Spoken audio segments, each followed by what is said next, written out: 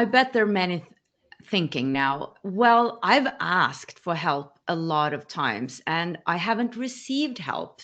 I've asked, I've asked, I've asked. So, are there times where we're just not receiving help because we're not meant to, or are we doing it No, incorrectly? I actually think that you have to ask yourself first,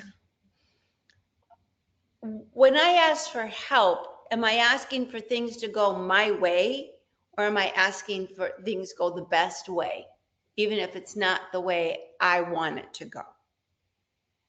Because when we ask for help, you have to let go and you have to be available to receiving help. For example, as a client of mine said that she was dating a guy she really liked, and all of a sudden it wasn't going well. And she said, I prayed that our relationship would get back on track. We were having so much fun. I really wanted to marry him. I invested 8 months here, and I prayed and prayed. I don't know why it didn't go well. And I feel that I really got abandoned by the universe. Okay, I could appreciate that. 2 years later, 2 years later, she came back and said, you'll never believe it, but the man that I was so crazy about was arrested for for fraud, for taking someone's money, for being a manipulator, and I was protected. He was setting me up for that, but I was just maybe a little too aware for him to stick around.